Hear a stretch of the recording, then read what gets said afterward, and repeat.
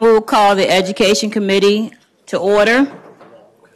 Will the members please press their buttons for attendance on the voting system?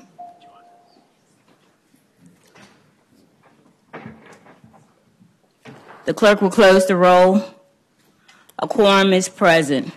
Good morning and welcome to the Education Committee meeting this morning.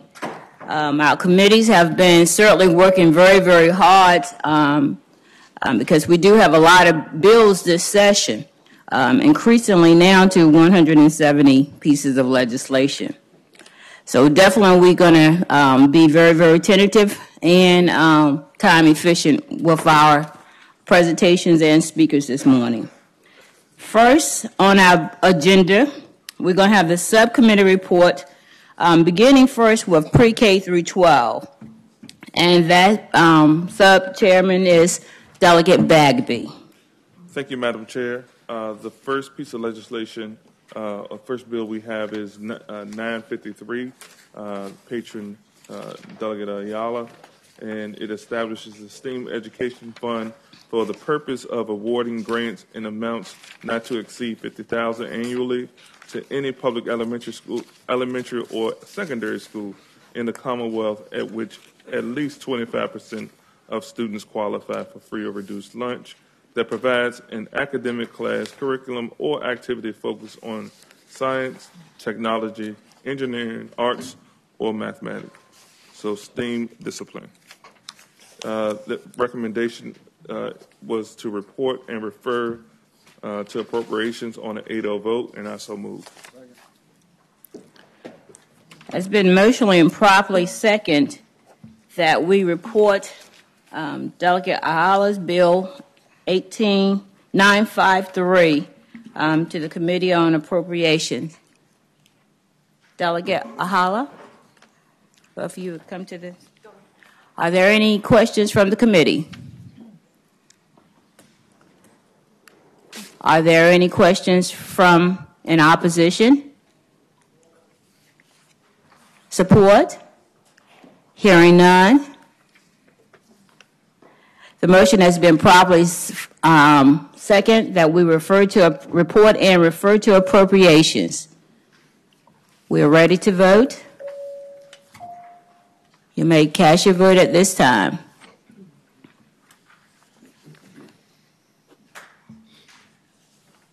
You may close the roll. House Bill 953 is reported and referred to appropriation. You may continue. Thank you, Madam Chair. Next bill we would do is 928. Oh, excuse me. Is Bolivar here yet? Oh, he's on the committee. The next bill we will do will be 1012. Delegate Bolivar's bill requires the Board of Education to establish a statewide unified public-private system for early child care and education in the Commonwealth to be administered by the Board of Education, the Superintendent of Public Instruction, and the Department of Education. The bill transfers authority to license and regulate child day programs and other early child care agencies from the Board of Social Services and the Board of Social Services to the Board of Education and Department of Education. The bill maintains current licensure, background check, and other requirements of such programs. Such provisions of the bill have a delayed effective date of July 1, 2021. The recommendation from the committee was to report with substitute and refer to appropriation on a 6-2 vote, and I so move. Okay. At this time, we would like to adopt a substitute. Is that a motion to adopt the substitute? Motion. There's a motion and probably second that we adopt the substitute to House Bill 1012. All in favor, use the voting sign aye. Aye. Nay opposed? Are there any questions from the committee at this time? Madam Chair? Delegate Bolivar. If I could, and I do believe that the administration had worked on 3 small line amendments. If our council could go ahead and report those.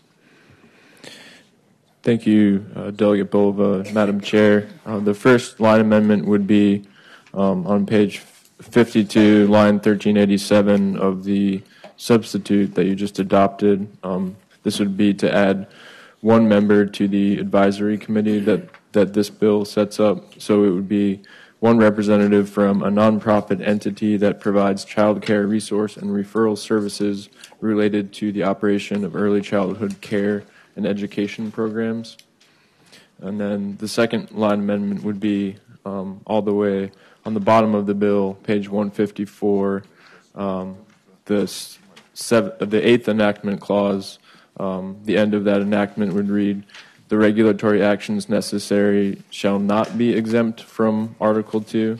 So it would just be adding the word "not" there. That was a drafting oversight.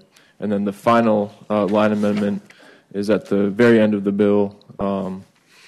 The two little I would read, "The initial quality ratings shall be published in the fall of 2023." So changing 2022 to 2023. Madam Chair, Delegate Bolivar. I'd like to move those amendments. It's been motioned and properly second that we accept those particular line amendments. All in favor, use the vote and sign aye. Aye. Nay opposed, motion carries. At this time, are there any questions from the members of the committee regarding the bill?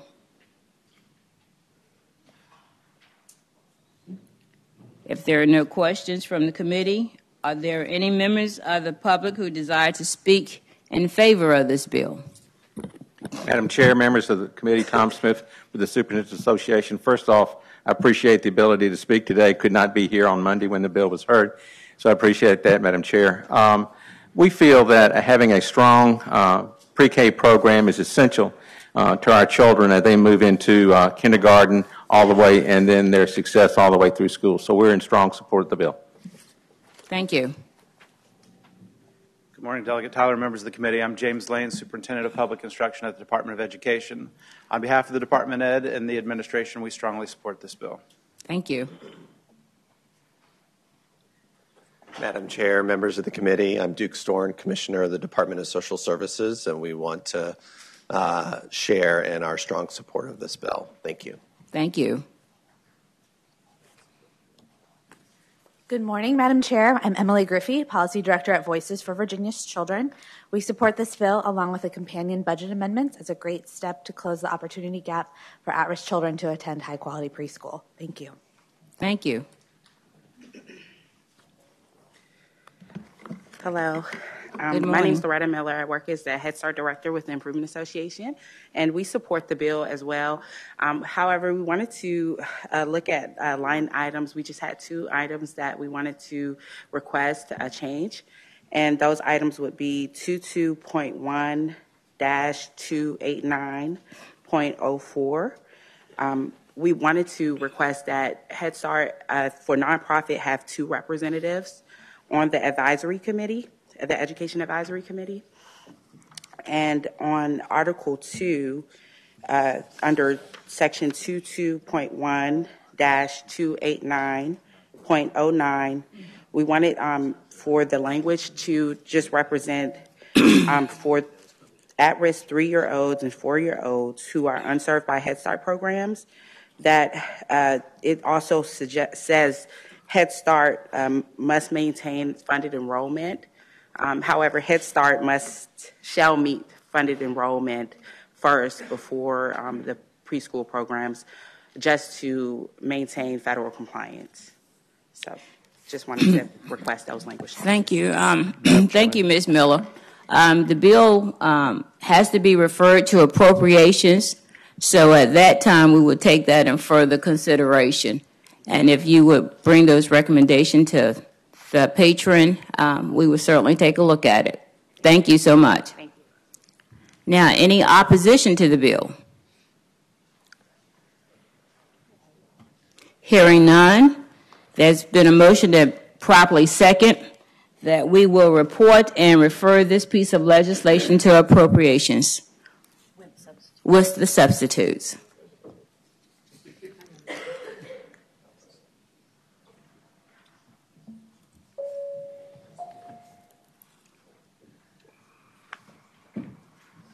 The bill is reported and referred to appropriations with the substitute with a vote of 14-1. Thank you.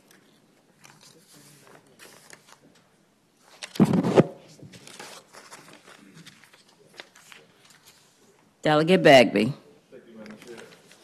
House Bill 928 permits the Chesterfield County School Board with such funds as may be appropriated for such purpose pursuant to the General Appropriations Act to establish a recovery high school in the school division as a year-round high school for which the enrollment is open to any high school student who resides in Superintendent's Region 1 and is in the early stages of recovery from substance use disorder or dependency, and for the purpose of providing such students with the academic, emotional, and social support necessary to make progress toward earning a high school diploma and reintegrating into a traditional high school setting.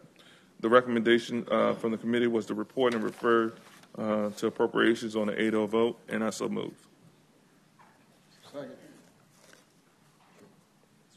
Are there any questions from the members of the committee?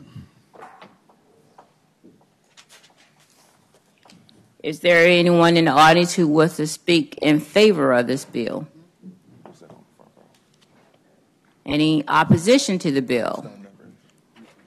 Moving right along, this bill has been motioned and properly seconded that it will be report and refer. Please cast your vote.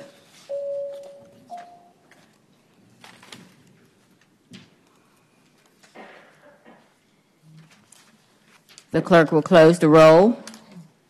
House Bill 928 will be reported and referred to appropriations with a vote of 15-0. You may continue. Madam Chair, the next bill is HB 999. Requires each school board's policies on the possession and administration of. Oh man, I'm gonna mess this up. You all can read it. In every school, in the local school division, to require that at least one school nurse, employee of the school board, employee of the local governing body, or employee of a local health department who is authorized by a prescriber and trained in the administration of epinephrine. That's it. Has the means to access all at all times during regular school hours any such epinephrine that is stored in a locked or otherwise generally inaccessible container or area. The recommendation of the committee was to report on a 6-1 vote, and I so move. Are there any questions from the committee? Are there any members from the public who wish to speak in support of the legislation? Anyone present in opposition? If not, this bill has been motioned and properly seconded that we report. May open the roll. You may cast your vote.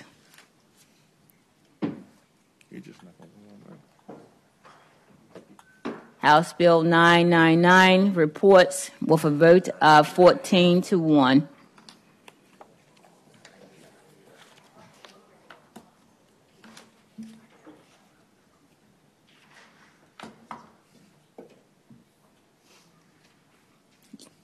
You may continue. Thank you, Madam Chair. House Bill 15 requires the Board of Education to make regulations to require each new public school bus purchased for the transportation of students to be equipped with a seat belt consisting of a lap belt and a shoulder strap or harness in every seat. The bill requires each school board to ensure that no later than July 1, 2038, each school bus that is used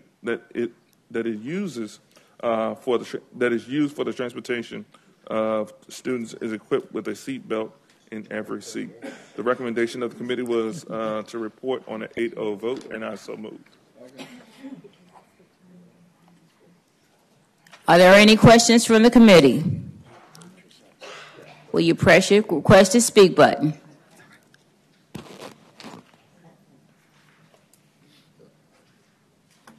Delegate Guy? Yes. Does anybody know what the price differential is for purchasing a bus with seatbelts as opposed to without seatbelts? Madam Chair. Delegate Bagby? I think what we heard in committee that it's somewhere in the neighborhood of $110,000 for a bus today, and the expected cost for a bus of this nature would be just about the same cost. It's my information from talking to folks who are trying to transfer us into electric school buses that there are 17,000 school buses currently in Virginia. Does anybody have a different figure, or is that figure correct? Emily Webb with the Department of Education. Just to address your first question, adding lap shoulder seat belts to a 65-passenger bus will add about $8,500 to the cost of a new bus, and to retrofit old buses is about $20,000. I'm trying to see if we have an exact number. We have about almost 17,000 school buses in Virginia.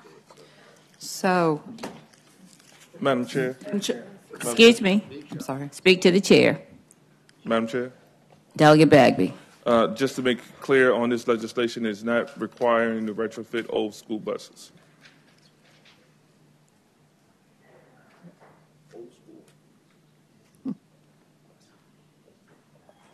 Delegate McQuinn? Yeah, Madam Chair, in addition to that, I think that we are looking at the bill requires each school board to ensure that no later than July 1 of 2038.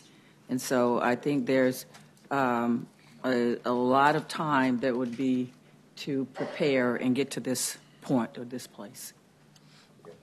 Thank you. Thank you. Are there any other questions from the committee?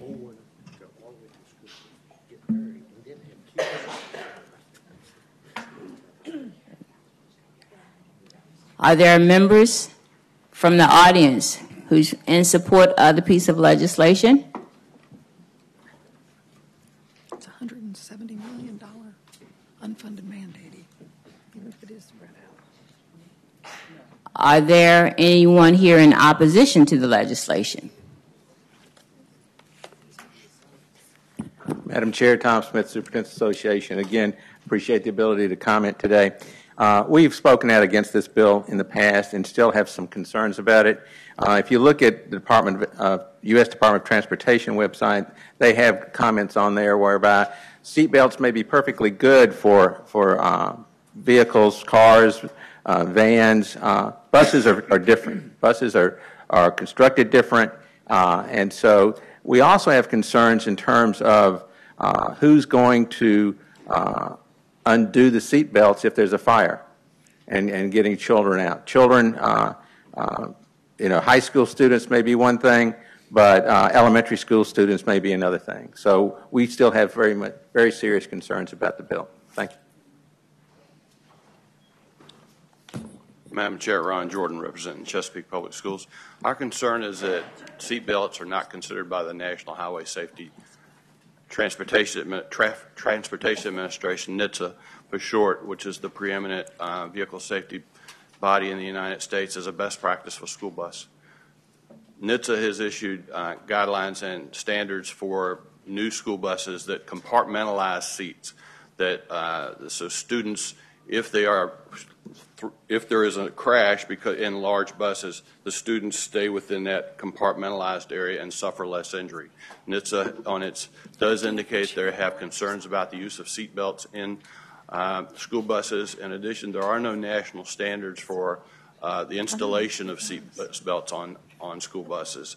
The other item we raise is the same one that Mr. Smith raised, and that's particularly with small kids, primary school kids, that we can't expect the drivers to make sure the kids stay belted in, and you're going to have someone else on the bus, especially in the lower grades, to help with that. Thank you. Madam Chair, members of the committee, Stacey Haney on behalf of the Virginia School Board Association. I just wanted to provide some clarifying information. So the bill does not require seatbelts on school buses until 2038. But the way school buses work is we buy a few every year. And so if this legislation passes, then when we next go to buy school buses, we will need to buy them with harnesses to comply with this. And so all of our school buses will be, Emily's number was 8,500. I've heard as high as between 9,000 and 15,000, depending on the type of the bus and the number of the seats. So there will be a cost to school divisions between 8,500 to 15,000 per bus, and it's something that if this passes, we will have to start doing now so that we can come into compliance in 2038. Otherwise, in 2038, we'd have to buy all new buses, which is just completely not workable. The other thing I want to point out is that the way that this is laid out, and I realize that it's spread out over so many years to give us time to comply, but that also inadvertently, I think, causes us a problem, which is if we start buying school buses today with these harnesses, how do we pick which routes those buses go on and whose kids get to ride on the buses with seatbelts and whose kids don't get to ride on the buses with seatbelts? And so I think that's just an unintended problem that will be left to work out if the legislation passes in its current form. Madam Chair, Jim Council, representing Prince William Schools. I just wanted to put it in perspective for the committee that Prince William, by example, has approximately 800 school buses on the road every day. So 800 with a cost of retrofitting between $8,000 and $20,000 gets us well into the millions of dollars. And that is just for one school system. Thank you. Thank you. Delegate Bagby, since there is quite a number of questions and the patron is not here this morning, may I have a motion to pass by for today? So moved, Madam Chair. It's been motioned and properly second that we pass by House Bill 15 for today. This is a voice vote. All those in favor will say aye. Aye. Nay opposed? No.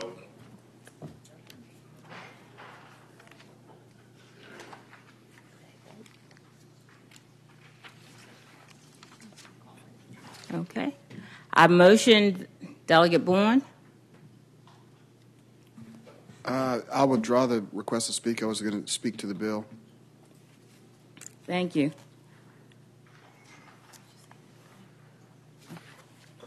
Thank you. The motion passed. The pass by for today. Continue. Thank you, Madam Chair. The next piece of legislation is HB 74, and it requires each school board to adopt and implement policies that require each teacher and other relevant personnel as determined by the school board employed on a full-time basis to complete a mental health first aid training or similar program. The bill requires each school board to provide such training and provides that a school board may contract with the Department of Behavioral Health and Developmental Services, a community service board, a behavioral health authority, a nonprofit organization, or other certified training to provide such training. The recommendation from the committee was to report with the substitute, and at this point I will move the substitute. Second. Just 1 minute. We're trying to post the bill. Okay. Delegate Bagby, I just received notification that Delegate Corey would like to pass by that bill for today. Thank you so much. Can I have requires a voice vote. Can I have a motion, please? So moved, Madam Chair. It's been motioned and properly seconded that we will pass by House Bill 74 at the request of the patron. All of those in favor say aye. Aye. No opposed. Passed by House Bill 74. You may continue. Thank you. The next bill I have is HB 156, establishes the Critical National Security Language Grant Fund and the Critical National Security Language Grant Fund program within the Department of Education for the purpose of awarding grants on a competitive basis to any school division that provides a foreign language course in a foreign language that is currently identified as critical by the National Security Language Initiative for Youth Scholarship for the Youth Scholarship Program. Such grants are limited to $5,000 per student who successfully complete a critical foreign language course per school year. It was a recommendation of the committee to report and refer to appropriations on a 6-2 vote, and I so move. Thank you. Are there any questions from the committee? Hearing none. Are there questions from the public in support? In opposition? If not, we may cast our votes at this time.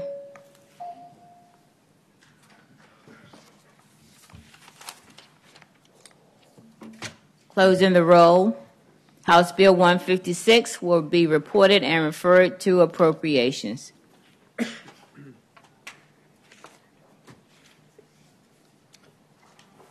Madam Chair, HB 270 requires every public school to provide the parent of enrolled students with at least 24 hours notice before the school conducts any lockdown drill.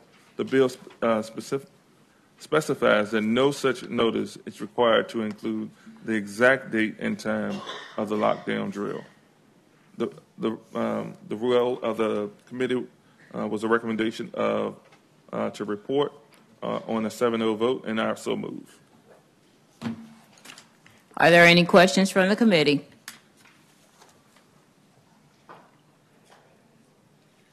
Anybody from the public who desire to speak in support or in opposition? Hearing none, you may cast your vote at this time.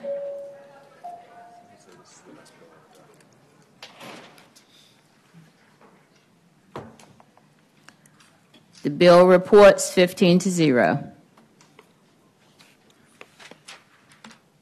Thank you, Madam Chair. HB 351 requires the superintendent of public instruction, with the assistance of each school board or division superintendent, to survey each local school division to identify critical shortages of school bus drivers by geographic area and local school division, and to report any such critical shortage to each local school division and to the Virginia retirement system.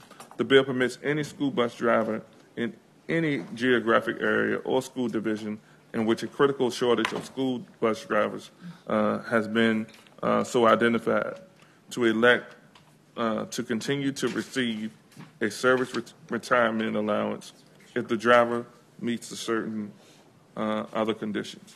The recommendation of the committee was to report and refer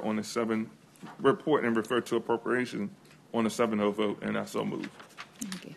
Are there any questions from the committee? Any member from the public who desire to speak in support of the bill? Madam Chair, Tom Smith, the Superintendent's Association. We appreciate the Delegate Bell bringing this forward. This is not only an Albemarle problem, this is a statewide problem.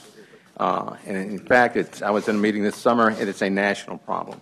So we would ask you to put the bill forward. Thank you. Anyone in opposition? Hearing none, House Bill, you may cast your vote at this time.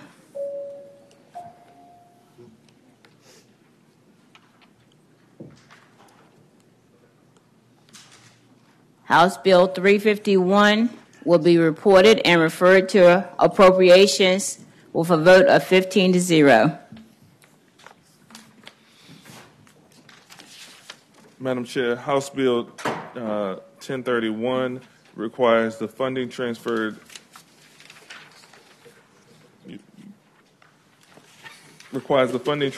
from the Department of Education to the relevant school division in support of a regional alternative education program to be based on each such school division's need for the current school year. Under the current law, such funding is transferred based on data accumulated during the prior school year. It was a recommendation of the committee to report and refer on a 7-0 vote. Are there any questions from the committee? Anyone who would like to speak in support of the legislation? In opposition? Hearing none, you may cast your vote at this time.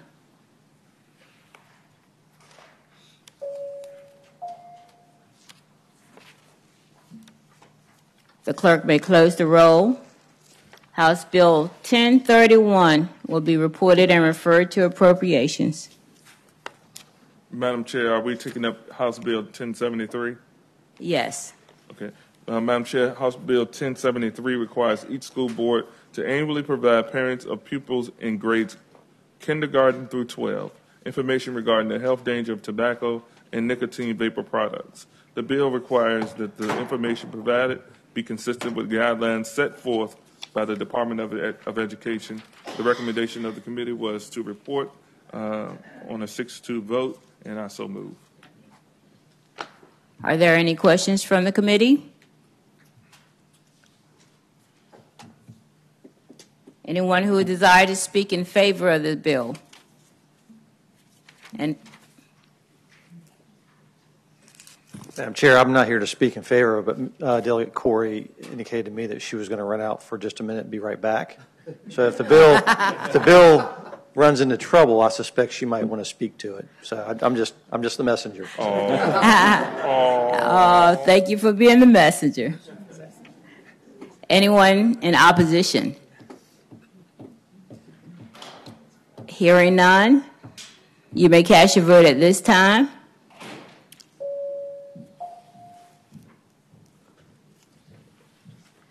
House Bill, we'll wait for Delegate Bourne. House Bill 10, we'll close the roll. House Bill 1073 will be reported with a vote of 14-3.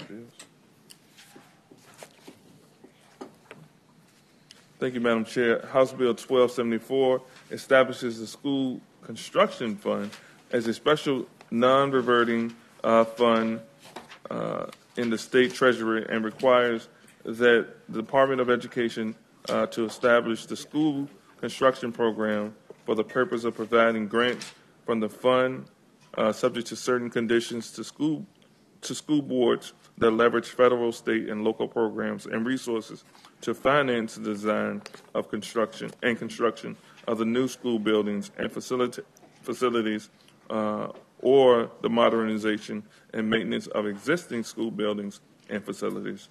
It was a recommendation of the committee to report and refer to appropriations on a 7-0 vote, and I so move. Are there any questions from the committee?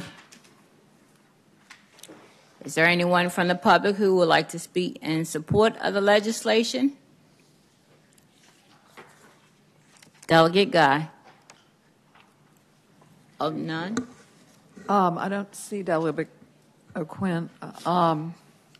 Is there a budget amendment to put money in this fund, and if so, how much? It will be, if it's reported out of this committee, it will be referred to appropriations. I know that. I just wondered if she had submitted a budget amendment and how much money was connected to it. But I guess I won't find out. Thank you.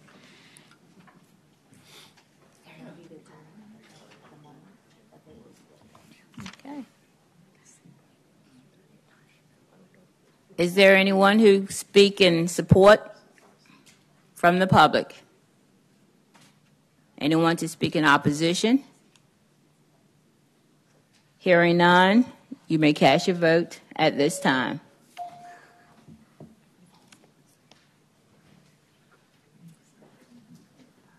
House Bill 1274 will be report and referred to appropriations. Madam Chair, House Bill 1554 requires each school board to adopt and implement policies that require each teacher and other relevant personnel as determined by the school board who are employed on a full-time basis to complete a mental health first aid training or similar program every 3 years.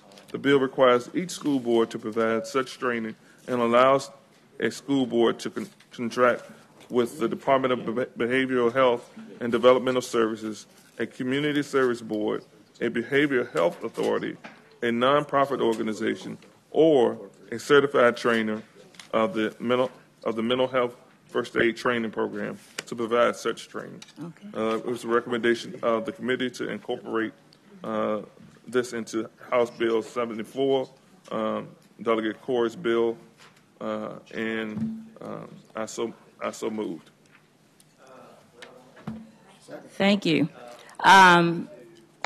It's been motioned and properly seconded that we will incorporate House Bill 1554 into House Bill 74 by Delegate Corey.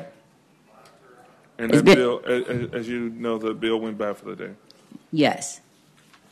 We still need to do a voice vote. Okay. So we still will do a voice vote. All in favor, use the vote and sign aye. Aye.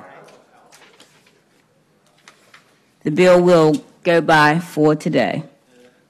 Also, Madam Chair, House Bill 716 is the same thing, and it will be incorporated into House Bill 74. Okay. It's been motioned and properly seconded that House Bill 716 be incorporated into House Bill 74 that will go by for today. All in favor, use the vote and sign aye. Nay opposed, motion carried. Thank you, Madam Chair. The last bill, and maybe he'll pay attention to this one because he's been talking the whole time. House Bill 402 requires every public school at which sixth grade is the highest grade taught to hold at least one lockdown drill after the first 60 days of the school session, and every public school at which seventh grade or any grade above seventh grade is taught to hold at least two lockdown drills after the first 60 days of the school session. In addition to the two lockdown drills required to be held during the first 20 days of the school session at each school. It was a recommendation of the committee to report this bill 7-0, and I so move. Thank you. Are there any questions from the committee? Madam Chair. Delegate Van Valkenburg. Madam Chair, I want to first apologize because I wanted to do this in sub, but we kind of got confused. But I've talked to the patron, and I have what I think he considers to be a friendly amendment to clean this up a little bit. If everybody would be willing to look, and I talked to Ryan about it, so I'll just read it, and then Ryan can report. Or do you want to report it, Ryan? Or do you want to? Okay, I'll do it. So if you look at lines 15. It says it would change to say every public school shall hold at least one additional lockdown drill after the first 60 days of the school session, period. And then it would cut the rest of the italicized words on 17 and 18. And Madam Chair, speaking to that motion? Go right ahead. There's no second yet. I asked for this amendment for two reasons. One is I thought it just made the code simpler. It just basically changes the 2 to the 1. And Delegate Keem's intention was to drop after the 2 in the first 60 days for elementary school to go from 2 additional lockdown drills to 1. And so I thought we could just make that uniform for all schools. I mean, every school is still doing 3. You're still getting that repetition. You're still getting that practice. It would make it simpler for school systems. So I just thought that made sense. And so I would move that amendment. Madam Chair. Before we move the amendment, we have Delegate King. Madam Chair, I would first second that motion so the matter is properly before us. So basically we have 3 line amendments that would strike and unstrike some of the existing language to get to the language that Delegate Van Valkenburg wanted, and I'm absolutely fine with that. In fact, I think it improves the bill. And secondly, I'd like to thank both the chairman of this subcommittee and the chairman of the other subcommittee for working with us on this. And this bill goes very well and complements the effort that Delegate Van Valkenburg did in another bill that addresses the same topic that we saw just a half an hour ago. So with that, I'd be happy to ask that we adopt the amendment. Thank you. We have a motion and properly second that we accept the amendments. This is a voice vote. All use the voting sign aye. Nay opposed. The bill is in the proper format. Are there any questions from the committee? Madam Chair. Delegate Voley? Question, this is so logical and appropriate. Why do we have to legislate this and not let the local school boards deal it at the local level? Madam Chair? Delegate King. Madam Chair, to respond to the delegate, I would say that people have different views about whether lockdown drills are appropriate or not, but the existing current law in Virginia requires lockdown drills and done in a certain way that's very specific and it mandates certain number in certain ways. And so what we're trying to do is provide a little bit more flexibility to the school board so that to the extent that the intent was already made by this General Assembly that there shall be lockdowns, what we'd like to do is provide a little bit more flexibility to the school boards to be able to do it in a way that's more meaningful to that school board. So in some ways, we're both trying to address the same thing, but we're restricted in whether we can or cannot because of existing law. Madam Chair, I accept the explanation. Thank you. Thank you. Delegate Guzman. Thank you, Madam Chair. I'm just trying to look at this bill, look at the bill that we recently passed from Delegate Van Valkenburg. And so we are asking for this implementation, notification of parents, and to increase and decrease the amount of drills effective July 1st? Both? Thank you. Delegate King. Madam Chair, I will address my side of it, and then Delegate Van Valkenburg to the extent that the question is addressed to either of us. Yes, as usual, unless there are other provisions in the enactment clause, this bill would go into effect July 1, which would hopefully mean that the Department of Education shall be ready by the August timeframe to be able to start implementing this starting next school year. Delegate Van Valkenburg. Yeah, Madam Chair, Delegate Guzman. The Delegate Keem's part actually takes away an action from the locality because they're doing one less lockdown drill. And then my bill is just simply a communication piece that they already communicate with students anyway, just communicating with the parents ahead of time that one is coming so they can have a conversation with their student if they so choose. Are there any other questions from the committee? Is there anyone from the public who would like to speak in favor of the bill? In opposition to the bill? Hearing none, at this time you may cast your vote. The clerk will close the roll. House Bill 402 reports with amendment. Madam Chair, that completes my report. Thank you, Delegate Bagby. You certainly had a lot of work to do in a short period of time. Thank you. Thank you. At this time, we'll have subcommittee report from the SOL and SOQ committee. Delegate Van Valkenburg.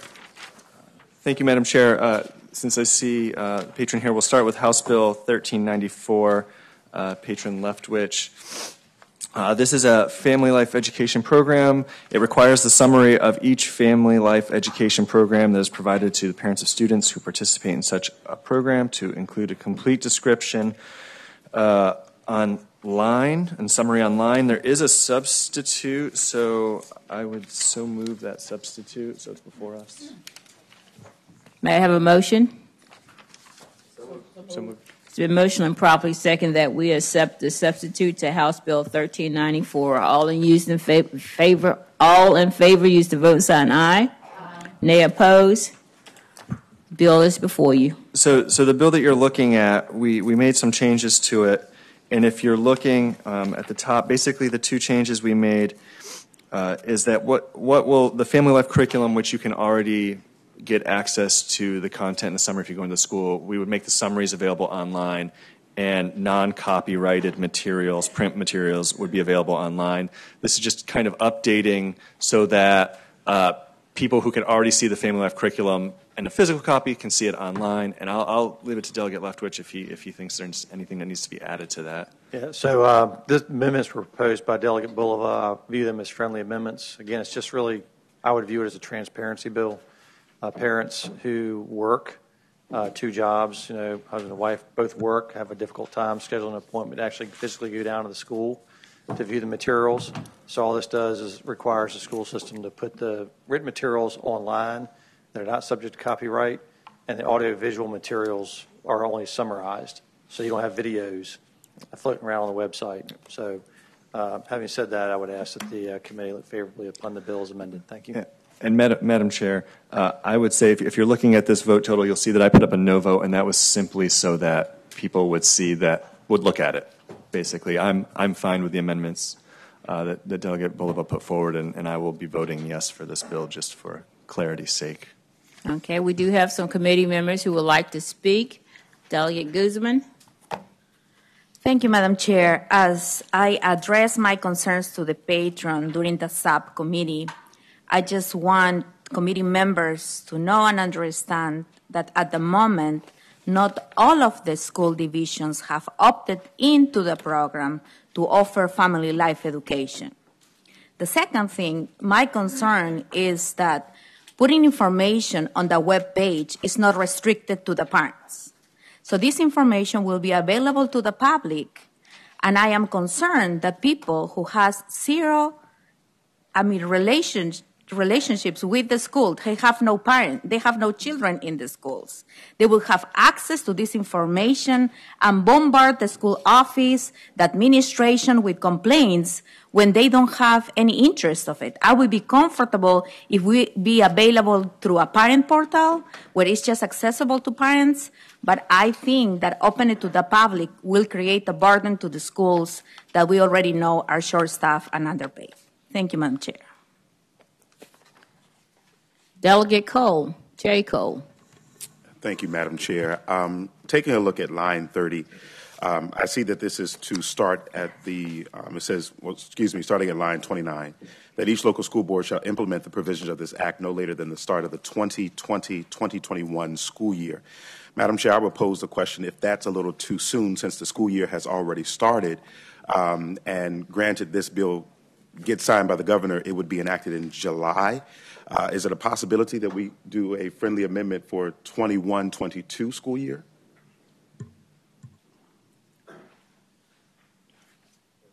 I would have no objection to that. I'm trying to find the language. What line was it again? Line 29 and 30. Yeah, so I think I don't have a copy of the amended bill. So that would be, yeah, I think you're absolutely right. So just a delayed enactment.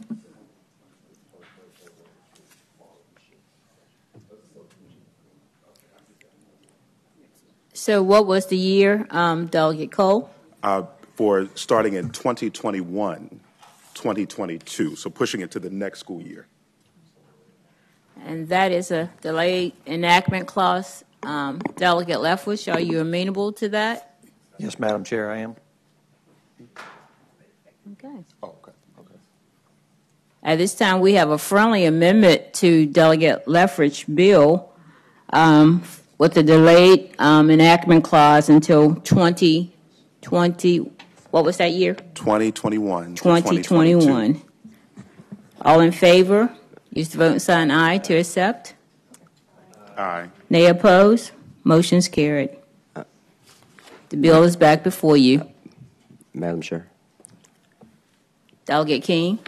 I just wanted to make sure, I'm sorry that I hadn't my language in front of me, but there's a difference between the delayed enactment clause and the delayed effective date. I think what the delegate, if I heard him correctly, he's looking for a delayed effective date of when this goes into effect, not when the bill itself becomes effective. So a delayed enactment clause would mean that this bill does not go into effect until next year. What we're talking about is the bill goes into effect, gives the department a year, an extra year to work on so that the effective date is next year. Is that correct? That is correct, Madam Chair. Thank you. Thank you for that clarification. Okay. Are there any questions from the audience in support of the legislation? In support?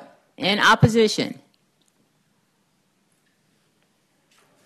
Madam Chair, Jim Council representing Prince William Schools. Just two quick problems with the bill as it reads now. Number one, we require that at various grade levels the curriculum be age appropriate, and yet what this bill will do will put the entire material on the web and available for public access by children of any age. I'm not sure that makes sense to me. Secondly, we give parents the right to opt out of family life education, but at the same time we put the curriculum on the website so the children can access it even though the parents have opted out. So that's two difficulties I see with this bill. Thank you very much. Is there any other members from the public who would like to speak? Yes, Madam Chair, Todd Gackey with the Family Foundation. After reviewing the changes to the bill, we still support this bill. This is a good transparency bill that brings to light some sensitive subjects for parents to keep them well informed. It makes it easier for them to access this information. And so we would respectfully ask that you support this legislation.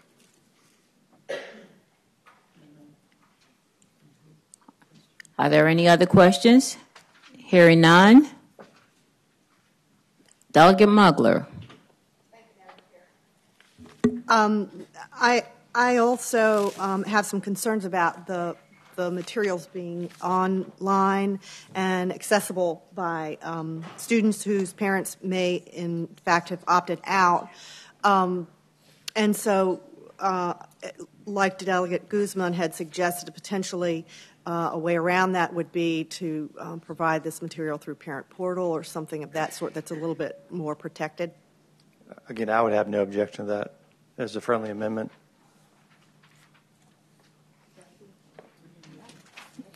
I'll offer that as a friendly amendment.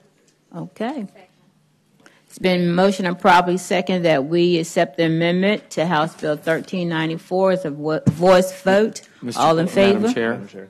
All right. Can we just have it read back by Ryan? Yeah, thank you, Madam Chair. So this, the amendment looking at the substitute that's before you would involve striking the words for public viewing. So it would be, shall be posted on the local school division's website. And then I would have to come up with some language to reference Parent Portal. I guess just one follow-up question I would have about that would be, what if the school division doesn't have such a portal? We might have to account for that in some way. Madam Chair, if I may. Delegate Guzman. So as it was described earlier, those parents will still get that information in the weekly folders. So those parents will be able to see the hard copies and sign authorization whether to opt out of the class for those who do not have Parent Portal. Am I correct? Okay. What happens with those who do not have Parent Portal? Delegate Guzman, will you speak loud into the mic, please? Sure. So the answer to the concern from staff was what would happen to those schools who do not have access to Parent Portal. The answer is that those usually teachers send that information, a summary and authorization with it to parents. So they still will have that the paper copy with them to opt out if they don't like it. Okay.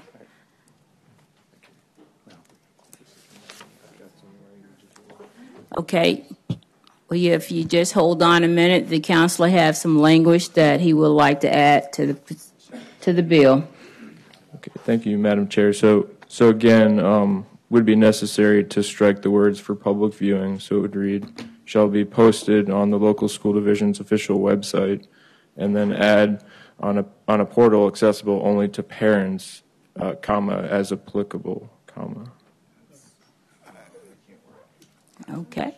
Since this bill have a lot of questions and some amendments and substitute. No. Delegate Bourne, I'm going to let you speak first, and then if not, we will Thank you, Madam pass Chair. it by for the day.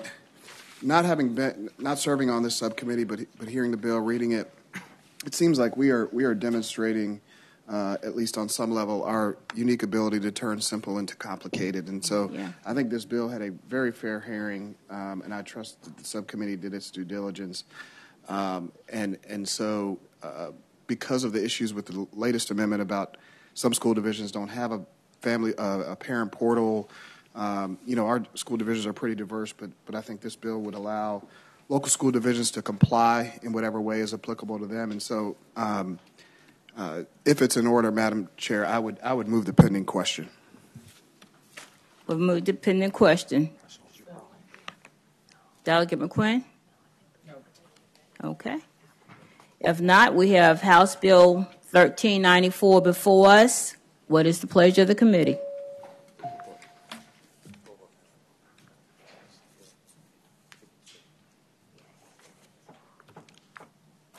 I thank the committee. Clerk may close the roll. House Bill 1394 reports with the substitute. Thank you. Madam Chair, our second bill is House Bill 1336, Delegate Keem's bill, which is about family life, standards of learning, curriculum guidelines, and a review process. It requires the Board of Education, in conducting its regular review and revision of the standards of learning and curriculum guidelines for family life education, to consult relevant stakeholders representing the interests of students, parents, healthcare providers, faith communities, and other public interest groups, to ascertain and ensure that such standards and guidelines reflect contemporary community standards. The bill requires the next review and revision to be completed no later than June 30th, 2021. And this bill passed out 6-2, although we did have some conversation, and I'm going to leave it to Delegate Keem to kind of. Delegate Keem. Thank you, Madam Chair, and thank you, Subcommittee Chairman. And completely agreeing with the admonition of Delegate Bourne, I do not want to trespass on the time of this committee at this stage, because we did have a conversation in the subcommittee. Unfortunately, because it was a Monday where many of our staff from the executive branch were not able to join us, we weren't able to negotiate fine lines to try to make some changes here. So let me do this if I can, Madam Chair. This bill, I know, it may or may not get to exactly what we're trying to accomplish in terms of the stakeholder process. I know there's some other language in existing code we might be able to reference to. So what I'd like to do is move this forward today, and I'll keep working with our stakeholders to see if there's a way we can maybe try to fine-tune this. And obviously, if we're fortunate to move this beyond this chamber to the other chamber, we have another chance to work on this as well. So I give you my word that we'll keep working on this to make sure that the Department of Education and other stakeholders are comfortable with a very final version that, if we're lucky enough to send to the governor, that version will be something that might be slightly different than what we lose here. Thank you, Madam Chair. Thank you. Are there any questions from the committee? From the public? In support? Delegate Van Valkenburg. Thank you, Madam Chair. I just want to be clear on what Delegate Keem asked for, because I'm not sure what he asked for. Delegate Keem, are you asking for us to pass it through to the body as is and then fix it in conference, or are you asking for us to pass it by for the day so you can fix it and we can take it up next week? Madam Chair, speaking to the question, the motion before us is to report. I agree with the motion to report, and I'd like to see this being reported. And as we go forward through the next 3 or 4 weeks of conversations, if there are needs for changes and certainly any more further amendments or tweaking, I'd be happy to do that. But at this stage, I feel comfortable with the language. I think the stakeholders do. But given that we weren't able to have a thorough meeting on Monday, I just would rather not spend time today. I'd ask that we accept the motion to report, and then I'll come back if I need to. Are there any other questions from the committee? Anybody from the public who would like to speak in support of the bill? In opposition? Hearing none. Hold on. Delegate Van Valkenburg. Thank you, Madam Chair. I just want to flag this because I flagged it on subcommittee if we choose to report that there were a couple of us that were very uncomfortable with the language of specifying who the stakeholders were in the bill. And Delegates Bulova and myself and some others were really uncomfortable with defining who those stakeholders were for that process. And so I don't know that I'm inclined to report it to the full body and get it lost in the muck of bills.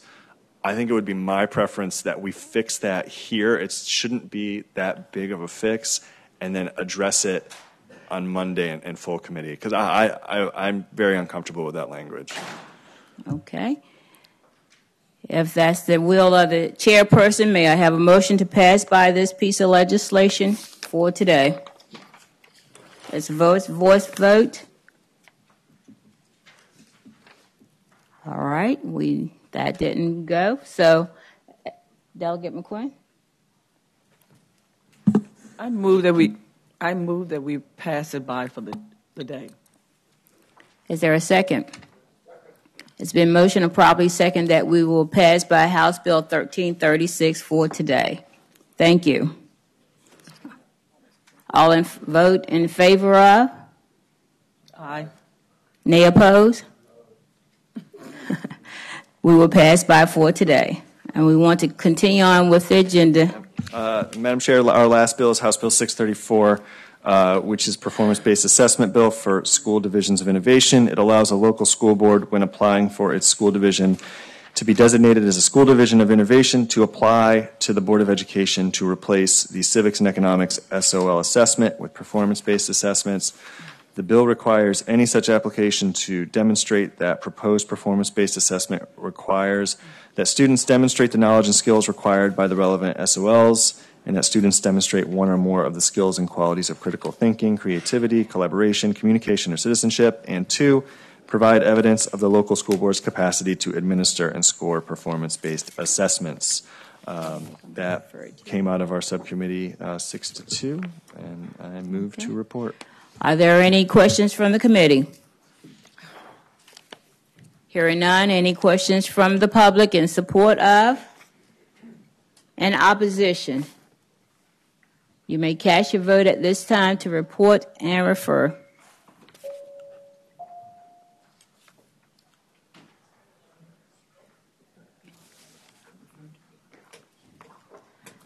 The bill reports 9 to 5 to report and refer to appropriations.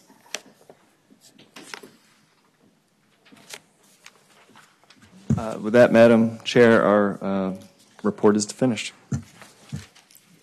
Okay, we do have a few administrative items that we need to take care of at this time. We have House Bill 75 from Delegate Corey's bill and House Bill 1140, Delegate King's bill, to be referred to Labor and Commerce. May I have a motion, please?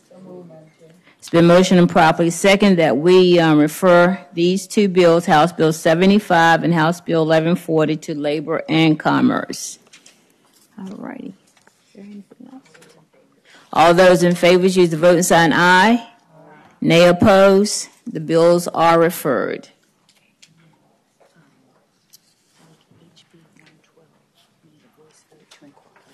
Okay, and we have one more item to handle here. House Bill 112 by Delegate McNamara. That would be incorporated into House Bill 516. May I have a motion, please? It's been motioned and properly second that these bills will be incorporated. All in favor use the voting sign aye. Nay opposed. Motion is carried. I believe that's all the agenda items this morning. I'd like to thank the subcommittees for their timely fashion in getting some bills out to the full committee. Again, thank you so much, and our meeting is adjourned.